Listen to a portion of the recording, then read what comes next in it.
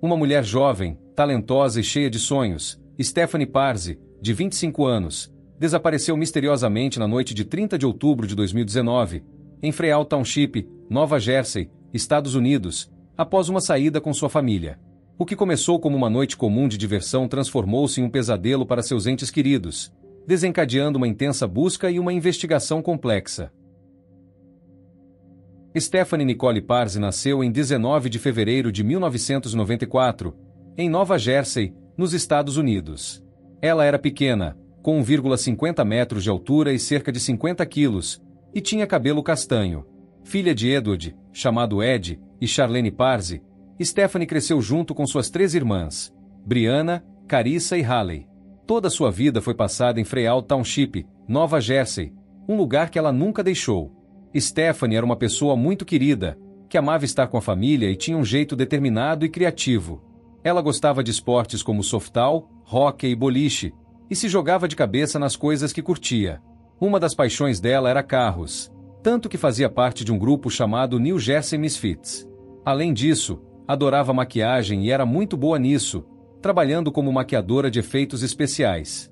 Outra coisa que ela amava era sair para comprar, especialmente sapatos, algo que quem a conhecia sempre lembrava. Stephanie tinha um grande sonho: encontrar um parceiro especial para formar uma família. Ela já tinha tido alguns namoros curtos, sempre procurando o homem certo, mas nenhum deu certo como ela queria. Sua família, que a conhecia bem, dizia para ela ir com calma, sem pressa, porque tinham medo de que ela escolhesse alguém só por querer alcançar esse sonho rápido demais. Eles queriam que ela encontrasse alguém que realmente valesse a pena. Enquanto Stephanie vivia essa rotina cheia de planos e cuidados da família, algo estranho começou a acontecer na vida dela, mudando um pouco o clima antes do que viria depois. Em outubro de 2019, Stephanie contou à mãe que estava sentindo que sua casa tinha algo errado, como se fosse assombrada. Ela viu marcas esquisitas no espelho, que não pareciam feitas por uma mão normal, e isso deixou com muito medo. Pouco depois, uma coisa ainda mais triste aconteceu. Seu passarinho de estimação, um Velocity, apareceu morto no fundo da gaiola, sem nenhum sinal de que estava doente antes. Tudo isso deixou Stephanie com um sentimento ruim em casa, uma sensação que talvez a tenha feito querer ir a um show de uma médium mais tarde, buscando respostas ou alívio. A história de Stephanie Parzi toma um rumo inesperado em uma noite que parecia ser só mais um momento feliz com a família. Na noite de 30 de outubro de 2019, Stephanie saiu para se divertir com pessoas muito especiais para ela. Ela foi ao Stress Factory Comedy Club, em New Brunswick, Nova Jersey, junto com sua mãe, Charlene, suas 3 irmãs, Brianna, Carissa e Haley, e uma amiga próxima da família. O motivo da saída era assistir a um show da médium Cindy Casa, uma mulher conhecida por aparecer no programa The Dead Files, do Travel Channel, e que tinha fama na área de paranormalidade. Durante o evento, Stephanie estava animada, rindo e aproveitando o momento.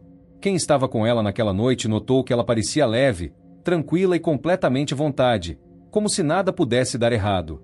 Quando o show terminou, Stephanie assumiu o volante para levar sua mãe, Charlene, de volta para casa em Freehold Township. Já era por volta das 22 horas quando elas chegaram. Na despedida, Stephanie mostrou o quanto era ligada à mãe, deu 3 beijos nela e disse que mandaria uma mensagem ou ligaria assim que chegasse em casa, algo que sempre fazia para tranquilizar a família.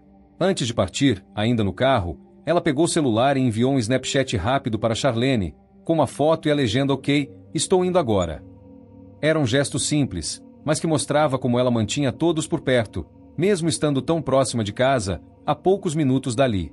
Depois disso, ela seguiu sozinha, deixando a mãe com expectativa de um aviso que nunca chegou. A promessa de Stephanie não se cumpriu.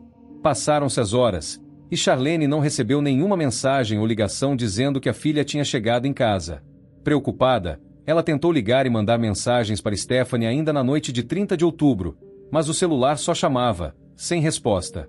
No começo, Charlene pensou que talvez Stephanie tivesse chegado cansada e ido direto dormir, esquecendo de avisar, mas isso não fazia sentido. Stephanie era conhecida por ser responsável e sempre cumprir o que dizia, especialmente com a mãe, com quem tinha uma ligação forte. A falta de notícias deixou Charlene inquieta, mas ela decidiu esperar até a manhã seguinte, 31 de outubro, para ver se algo mudava. Só que o silêncio continuou, e o que era só uma preocupação virou um medo real de que algo muito errado tinha acontecido. Esses momentos marcam o fim de um dia comum e o começo de um mistério que abalaria a vida de todos que amavam Stephanie. O que começou como uma leve preocupação na noite anterior virou um cenário de angústia total na manhã seguinte. Na manhã de 31 de outubro de 2019, o celular de Charlene ainda não tinha nenhuma resposta de Stephanie. Depois de tentar ligar e mandar mensagem sem sucesso desde a noite anterior, a mãe acordou com um peso no peito.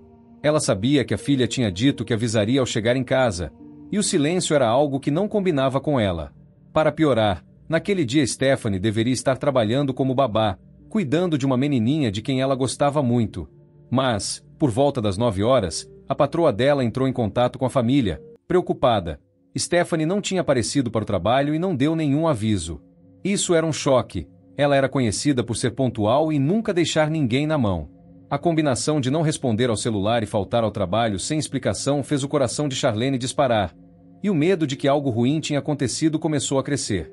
Com essa sensação de que algo estava errado, Charlene e Ed decidiram agir rápido, indo até a casa de Stephanie para entender o que estava acontecendo. Ainda na manhã de 31 de outubro de 2019, Charlene e Ed, o pai de Stephanie, pegaram o carro e foram direto para a casa dela em Freal Township, a poucos minutos da deles. Chegando lá, a primeira coisa que viram foi o Hyundai Sonata branco de Stephanie estacionado na entrada, exatamente onde ela deixava. Isso já era estranho, porque ela deveria estar no trabalho a essa hora do dia. Ao entrar na casa, mais coisas começaram a não fazer sentido. Todas as luzes estavam acesas, da sala ao quarto, até uma lâmpada no sótão brilhava, mesmo sendo pleno dia. Depois, ouviram um som baixinho vindo do banheiro. Abriram a porta e encontraram Jasmine, a cachorrinha de Stephanie, trancada lá dentro, choramingando como se estivesse presa há horas. Quem conhecia Stephanie sabia que ela tratava a cachorra como parte da família e nunca deixaria daquele jeito. Procurando mais pistas, Ed e Charlene deram uma volta pela casa e acharam algo ainda mais preocupante. O celular dela estava enfiado entre as almofadas do sofá, junto com as chaves do carro. Quando Charlene pegou o telefone, viu uma notificação na tela de bloqueio, uma mensagem da patroa, enviada mais cedo naquele dia, que dizia: "Oi, Steph, você não veio hoje, onde está?" Nada na casa parecia quebrado ou fora do lugar, mas esses sinais, o carro parado, as luzes acesas, a cachorra trancada, o celular abandonado, contavam uma história que ninguém queria acreditar. Charlene sentiu o chão sumir sob seus pés. Olhando para Ed, ela disse com a voz tremendo: "Algo está muito errado." Eles tentaram ligar para o celular de Stephanie mais uma vez, mas o som do toque ecoou ali mesmo, vindo do sofá onde já tinham achado o aparelho. Não havia mais como ignorar. Stephanie não estava só atrasada ou ocupada, ela tinha sumido. Ainda no início da tarde de 31 de outubro de 2019, eles correram para entrar em contato com a polícia de Freal Township. Charlene fez a ligação para o 911, relatando tudo o que tinham encontrado e pedindo ajuda urgentemente.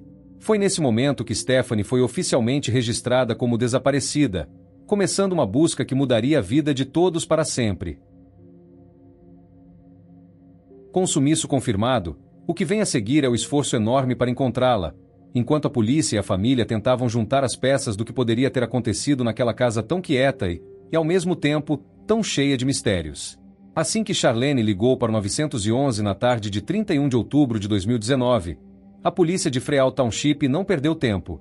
Diferente de outros casos em que as autoridades demoram a agir, acreditando que a pessoa pode ter só saído por aí, aqui eles levaram a situação a sério desde o começo.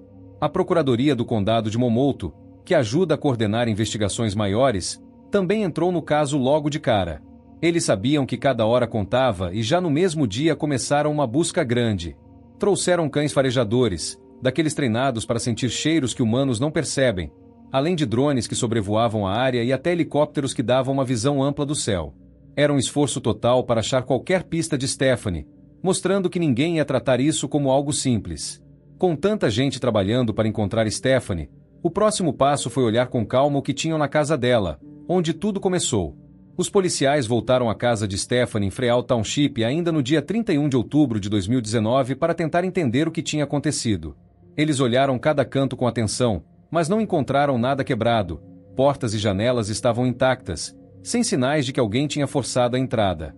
Também não havia móveis jogados ou marcas de briga, como se nada violento tivesse rolado ali dentro. Isso deixou os investigadores pensando: Ou Stephanie saiu de casa por conta própria com alguém que ela conhecia, ou alguém a levou sem deixar rastro. A ideia de que ela podia ter ido com uma pessoa próxima começou a ganhar força, porque o carro dela estava na entrada e o celular ficou para trás, coisas que não fariam sentido se ela tivesse fugido sozinha. Essas primeiras impressões foram o ponto de partida para guiar os próximos passos da busca. Enquanto a polícia fazia esse trabalho mais técnico, a família e os amigos de Stephanie não ficaram parados e chamaram a comunidade para ajudar, o que foi um apoio enorme nessa hora. A família de Stephanie, liderada por Ed e Charlene, sabia que precisava de mais olhos para procurar a filha. Ainda em 31 de outubro de 2019, eles começaram a organizar grupos de busca, e o que veio depois foi impressionante. Nos dias seguintes, mais de 60 equipes diferentes foram formadas, juntando milhares de voluntários, vizinhos, amigos e até gente que nem conhecia Stephanie, mas queria ajudar. Eles imprimiram e espalharam cartazes com a foto dela por toda Freehold Township e cidades próximas, pedindo que qualquer um que soubesse de algo avisasse. Mais de 100 pessoas se ofereceram para vasculhar lugares difíceis, como matas, parques e beiras de estrada, andando por horas em áreas onde carros ou drones não chegavam fácil. Esse esforço mostrou o quanto a comunidade se uniu, virando uma força extra para a polícia, que continuava investigando com seus métodos próprios. Com a polícia agindo rápido, as primeiras pistas sendo analisadas e a comunidade inteira na rua procurando, o caso de Stephanie ganhou vida nos primeiros dias. A partir daí, o foco da investigação começou a se voltar para uma pessoa específica. A polícia chegou ao nome de John Osbilgen. John se tornou uma pessoa de interesse por causa de uma mistura de pistas que começaram a aparecer logo nos primeiros dias da investigação. Quando a família de Stephanie percebeu que ela tinha sumido, a irmã dela, Brianna, conseguiu entrar no Facebook da Stephanie para olhar as mensagens. Lá, ela viu que John tinha mandado vários recados na noite de 30 de outubro de 2019, o que chamou a atenção por causa do tom bravo e insistente deles. Brianna então entrou em contato com ele, e John admitiu que tinha estado com Stephanie naquela noite, o que já o colocou no radar. Além disso, a polícia sabia que Stephanie tinha feito uma denúncia contra ele por violência em setembro de 2019, o que reforçou a suspeita. Com essas informações, juntando o nome dele ao caso, os investigadores decidiram olhar mais de perto quem ele era e o que ele poderia saber. John Osbilgen tinha 29 anos na época em que Stephanie desapareceu. Ele trabalhava como corretor de ações na empresa Alexander Capital, em Staten Island, Nova York, mas já não estava mais empregado quando tudo aconteceu, algo que a polícia descobriu depois. Ele e Stephanie se conheceram pelo aplicativo Tinder no começo de 2019, e em agosto daquele ano, no dia 19, eles tornaram um namoro oficial, até postando sobre isso no Facebook. No início, John parecia ser um cara legal e charmoso, alguém que conquistava fácil. Mas com o tempo, as pessoas próximas a Stephanie, como a família dela, começaram a ver outro lado dele, um jeito controlador e agressivo que ele escondia bem no começo.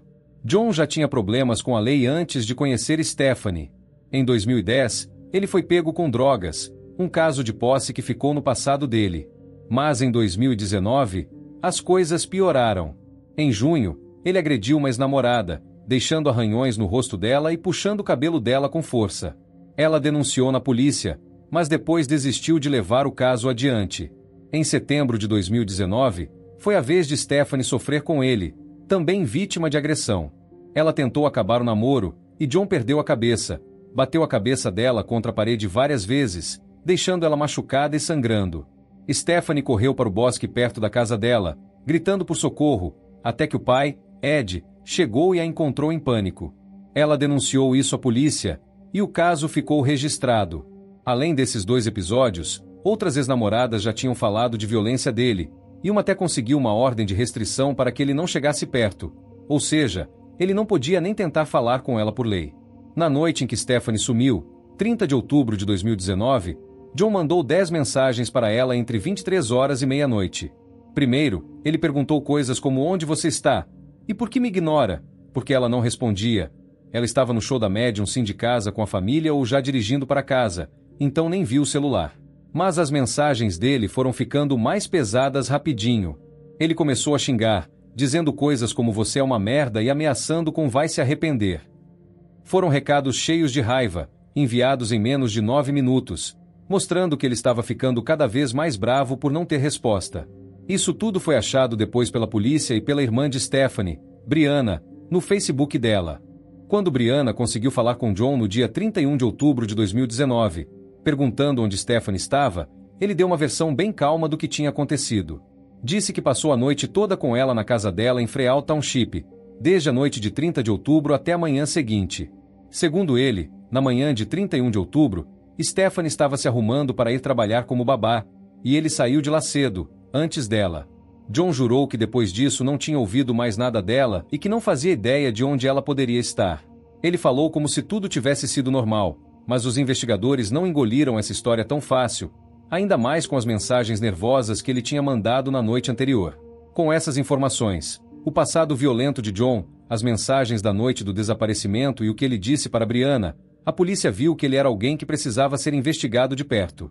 No início de novembro de 2019, poucos dias depois que Stephanie sumiu, a polícia conseguiu um mandado de busca para olhar o celular de John. Eles sabiam que ele tinha estado em contato com ela na noite de 30 de outubro e queriam ver o que mais podiam encontrar. Quando abriram o aparelho, o que acharam deixou todo mundo chocado. Havia dezenas de fotos de crianças, imagens horríveis de bebês e meninas pequenas sendo maltratadas por homens adultos, coisas que ninguém imaginava que ele guardava. Além disso, no histórico de buscas do Google, John tinha procurado mais conteúdo desse tipo, mostrando que ele não só tinha essas imagens, mas também buscava por elas de propósito. Mas não parou por aí. Os dados do GPS do celular dele mostraram algo ainda mais importante. Na noite de 30 de outubro de 2019, entre 23 horas e as primeiras horas de 31 de outubro, John ficou por 6 horas inteiras em uma área de mata no Parque Estadual Alaire, um lugar isolado a cerca de 25 minutos de Freehold Township, onde Stephanie morava. Ele não tinha nenhum motivo claro para estar lá por tanto tempo, ainda mais naquela hora, e isso levantou a ideia de que ele podia ter ido até ali para esconder algo, ou alguém. Essas descobertas foram um grande passo, porque juntavam John ao desaparecimento dela de um jeito que não dava para ignorar. Com essas provas no celular, a polícia agiu rápido. No dia 8 de novembro de 2019, John Osbilgen foi preso em Freehold Township. Só que a prisão não foi por causa do sumiço de Stephanie, mas sim por posse de conteúdo infantil, um crime grave em Nova Jersey que pode dar de 3 a 5 anos de cadeia e uma multa de até $15 mil. Mesmo assim, os investigadores estavam felizes por tirar ele das ruas enquanto continuavam procurando mais pistas sobre Stephanie. Quando ele foi levado, os policiais notaram algo estranho. Havia marcas vermelhas e arranhões no pescoço dele, frescos, como se ele tivesse brigado com alguém há pouco tempo. Isso fez eles pensarem que podia ter sido uma luta com Stephanie na noite em que ela sumiu, mas não tinham provas diretas ainda para ligar isso a ela. Mesmo assim, John ficou atrás das grades, e a investigação ganhou um fôlego novo. Os promotores do condado de Momouto não queriam que John saísse tão cedo. Eles levaram o caso ao juiz Paul X. Scandon e mostraram tudo o que tinham contra ele. Primeiro, falaram das 10 mensagens que ele mandou para Stephanie na noite de 30 de outubro, começando com perguntas normais como onde você está, e virando xingamentos pesados como você é uma merda e ameaças tipo vai se arrepender. Depois, contaram o histórico dele, a agressão contra uma ex-namorada em junho de 2019, quando ele arranhou o rosto dela e puxou o cabelo, e o ataque a Stephanie em setembro de 2019, quando ele bateu a cabeça dela na parede até ela sangrar. Também mencionaram as outras denúncias de ex-namoradas e a ordem de restrição que uma delas conseguiu contra ele. Eles disseram ao juiz, olha, esse cara é perigoso, e tudo aponta que ele tem a ver com o sumiço da Stephanie. Mas o problema era que, sem um corpo ou uma prova direta, como um vídeo ou testemunha, eles não podiam acusá-lo pelo desaparecimento ainda.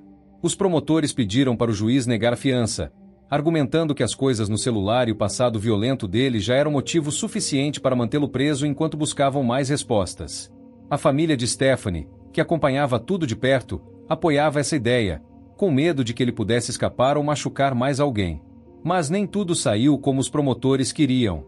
No dia 19 de novembro de 2019, o juiz Paul Scandon tomou uma decisão que ninguém esperava. Ele disse que, pela lei de Nova Jersey, o crime de posse de conteúdo infantil permitia fiança, já que não era um caso de assassinato ou algo que exigisse prisão sem chance de sair. O juiz falou que não podia considerar o sumiço de Stephanie na decisão, porque John ainda não tinha sido acusado por isso, ele era só um suspeito até aquele momento, sem provas concretas o suficiente para ligá-lo direto ao caso dela. Então, decidiu liberar John depois de 11 dias preso, desde o dia 8. As condições eram que ele tinha que ficar na casa dos pais dele em Freehold Township e não podia usar a internet de jeito nenhum, nem celular, nem computador, para evitar que ele buscasse mais coisas erradas ou tentasse apagar pistas. A família dele pagou a fiança, o valor exato não foi divulgado, e John saiu livre, andando pelas ruas de novo. Os promotores ficaram revoltados, dizendo que era um risco grande demais, e a família de Stephanie sentiu um baque, como se a justiça tivesse falhado com eles. Charlene e Ed passaram noites sem dormir, preocupados que ele pudesse sumir ou fazer algo pior. No dia 22 de novembro de 2019, apenas 3 dias depois de sair da cadeia sob fiança, John Osbilgen foi encontrado morto. Quem o achou foram os pais dele, na garagem da casa onde ele estava morando com eles em Freehold Township. Ele estava pendurado por uma corda, enforcado, e não havia como salvá-lo. A polícia foi chamada na mesma manhã, por volta das 8 horas, e os investigadores chegaram rápido para olhar a cena. Depois de examinar o corpo, o médico legista confirmou que a causa da morte foi suicídio por enforcamento. Não tinha sinais de que alguém o machucou ou forçou isso. Tudo apontava que ele mesmo tinha decidido acabar com a vida. A rua inteira, Kings Mountain Road, foi fechada com fita amarela de crime enquanto os policiais trabalhavam, e a notícia caiu como uma bomba para a família de Stephanie e para os investigadores.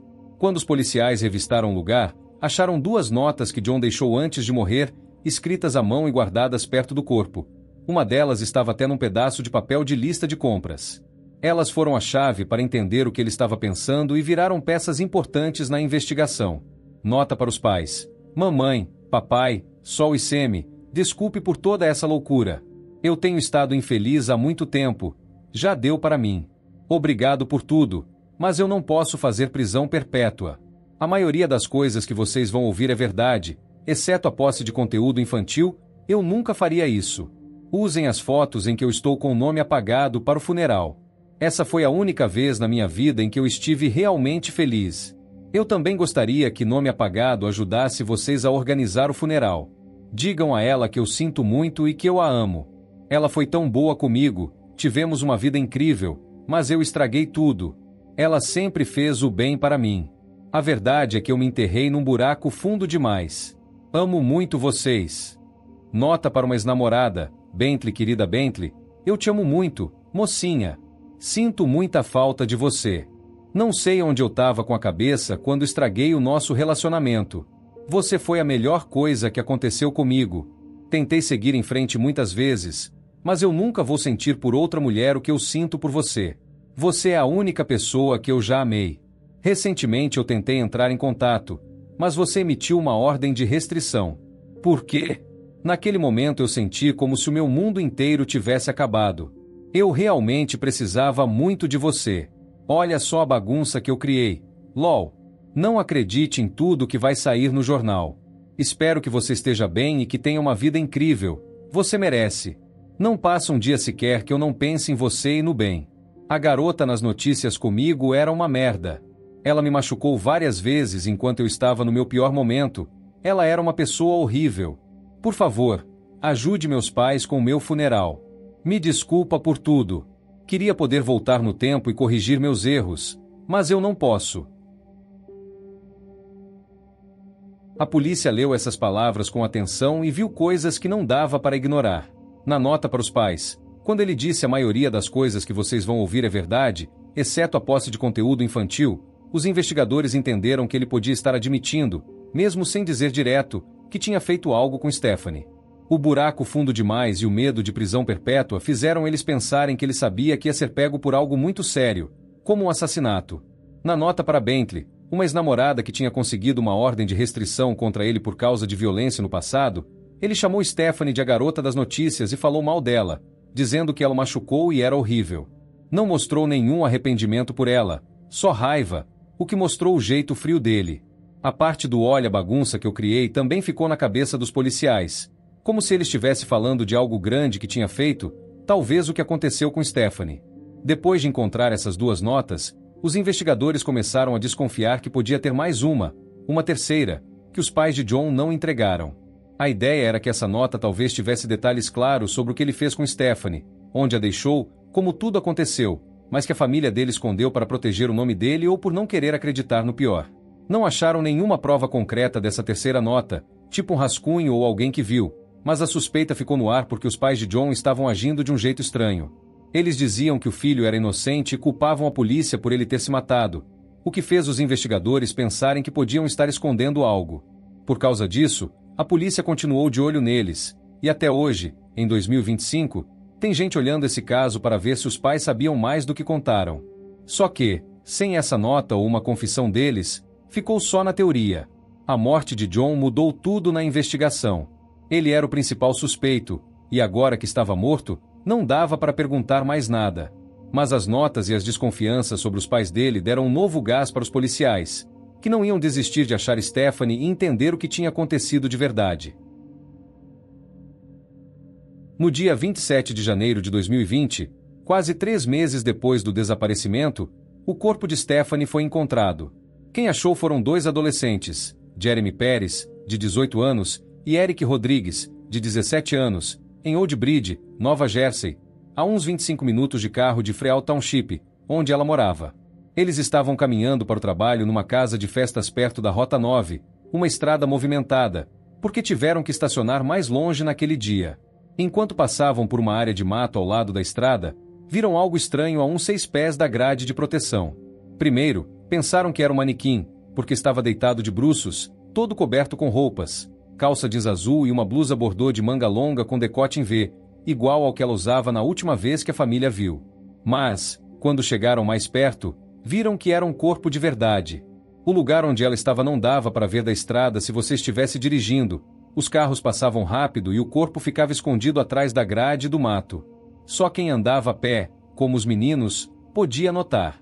Estava bem perto da Rota 9, mas de um jeito que parecia que alguém quis deixar ali sem ser visto logo de cara. O corpo já estava bem estragado, porque tinha passado 87 dias desde que Stephanie sumiu, enfrentando o frio e a chuva do outono e inverno. Os adolescentes ligaram para a polícia na hora, ainda no fim da tarde, e os policiais chegaram rápido para cercar tudo e começar a investigação ali mesmo. Para saber se era mesmo Stephanie, a polícia levou o corpo para exame. Como estava muito decomposto, não dava para reconhecer só olhando. Então, usaram o DNA dela, comparando com amostras da família, e também olharam os registros dentários dela no dentista, que mostravam como os dentes eram. Algumas tatuagens dela ainda dava para ver um pouco na pele, mesmo com estado ruim, e isso ajudou também. No dia 28 de janeiro de 2020, depois da autópsia, confirmaram, era Stephanie Parzi. A família recebeu a notícia com o coração partido, mas pelo menos agora sabiam onde ela estava.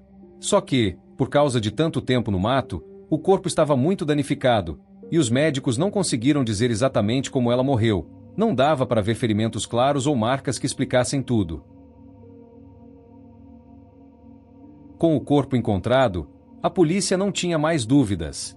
Em janeiro de 2020, ainda no fim do mês, eles nomearam John Osbilgen como suspeito oficial da morte de Stephanie. As provas que tinham eram fortes. As mensagens raivosas que ele mandou na noite de 30 de outubro, o GPS mostrando ele na área onde o corpo foi achado, as notas que ele deixou antes de se matar dizendo a maioria do que vão ouvir é verdade e olha a bagunça que eu criei, e o passado dele cheio de violência contra Stephanie e outras mulheres. Só que, como John já estava morto desde 22 de novembro de 2019, não ia ter julgamento. Ele nunca ia responder na frente de um juiz pelo que fez, e isso deixou a família de Stephanie sem a justiça que queriam, mas pelo menos agora sabiam quem tinha sido. Depois que John morreu, a polícia começou a desconfiar que os pais dele, Akane e Cynthia Osbilgen, podiam saber mais do que contavam. A suspeita era que John tinha falado com eles sobre o que fez com Stephanie, talvez por mensagem ou ligação, e que eles ajudaram a esconder o corpo ou pelo menos sabiam onde estava. Os investigadores tentaram achar mensagens entre John e os pais nos celulares deles, mas o pai, Akane, se negou a dar as senhas dos aparelhos dele, dizendo que não confiava na polícia. Isso só aumentou a desconfiança. Até hoje, em 2025, essa parte ainda está sendo olhada, mas não acharam nada concreto que prove que eles ajudaram. Os pais de John falaram com a imprensa e deram suas versões. Eles disseram que o filho era inocente e que ele se matou por causa da pressão da polícia, não por culpa. Akane contou uma história estranha. Disse que, quando John estava preso, entre 8 e 19 de novembro de 2019, uma policial ia todo dia na cela dele, mostrava provas falsas e falava: olha tudo que temos contra você, como se quisesse fazer ele explodir e atacar ela para piorar o caso dele. Akane falou que isso quebrou o filho, e que os promotores eram os verdadeiros assassinos por mentir sobre John. Eles insistiam que ele não tinha nada a ver com Stephanie e que as acusações de pornografia infantil também eram inventadas, mesmo com as fotos no celular dele. Enquanto procuravam mais pistas, a polícia tentou abrir 2 celulares que achavam que tinham informações importantes. Não ficou claro de quem eram. Podia ser o de Stephanie, o de John ou até dos pais dele. Eles pediram ajuda para a Apple, a empresa que faz os iPhones, para desbloquear, porque não tinham as senhas. Só que a Apple disse não, por causa das regras de privacidade deles, mesmo sendo um caso de desaparecimento. Isso foi um problema grande, porque podia ter mensagens ou outras coisas que explicassem mais. Sem a ajuda da Apple, os investigadores do condado de Momouto gastaram milhares de dólares contratando hackers para tentar entrar nos aparelhos. Mas, até onde se sabe, não conseguiram abrir, e nada novo saiu daí. Eles também tentaram olhar o iCloud, que guarda backup de celulares, mas não deu certo, talvez porque os aparelhos não tinham sido salvos recentemente. O encontro do corpo de Stephanie trouxe um fim triste para a busca, mas deixou perguntas abertas. A polícia fez o que pôde com John morto e os pais dele na defensiva, mas o caso ainda mexe com quem acompanhou tudo. Os investigadores do condado de Momouto juntaram todas as pistas e chegaram a uma ideia do que John Osbilgen fez com Stephanie. Eles acreditam que, na noite de 30 de outubro de 2019, depois que ela voltou do show da médium Cindy Casa, John foi até a casa dela em Freehold Township.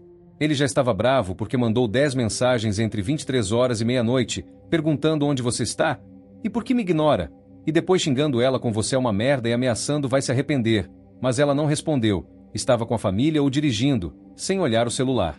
A polícia acha que essa raiva dele explodiu quando se encontraram. O ataque, segundo a teoria, aconteceu dentro da casa dela, entre a noite de 30 de outubro e as primeiras horas de 31 de outubro. Eles pensam que John perdeu o controle, talvez porque Stephanie tentou terminar com ele de novo ou disse algo que ele não gostou. Como outras ex-namoradas já tinham falado que ele gostava de apertar o pescoço delas com força durante o sexo, os promotores acreditam que ele pode ter começado assim, no momento que chamaram de sexo violento. Só que dessa vez ele foi longe demais. A ideia é que ele estrangulou Stephanie, segurando o pescoço dela até ela parar de respirar.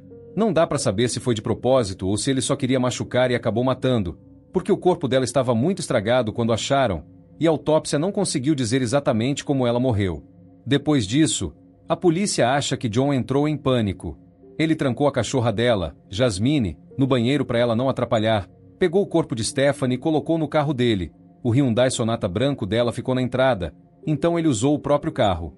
Os dados do GPS do celular dele mostram que ele foi direto para uma área de mato no Parque Estadual Alaire, a uns 25 minutos de Freehold, e ficou lá por 6 horas, das 23 horas de 30 de outubro até por volta das 5 horas de 31 de outubro. Lá, ele jogou o corpo dela perto da Rota 9, num lugar escondido da estrada, atrás da grade de proteção e do mato, para ninguém ver de carro. A polícia acredita que ele voltou para casa depois disso, deixando o celular e as chaves dela enfiadas no sofá para parecer que ela tinha saído por conta própria. As luzes da casa ficaram todas acesas porque ele saiu correndo, sem pensar em apagar.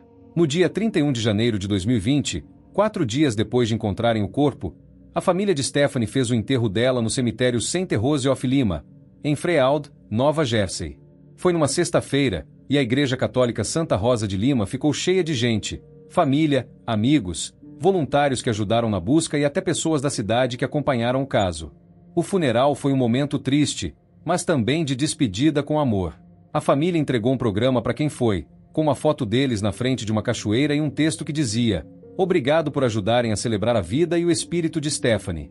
O apoio, amor e amizade nesses últimos 3 meses acenderam nossa esperança. Os anjos te encontraram e te guiaram de volta para quem te ama. Agora sabemos que você está segura no céu."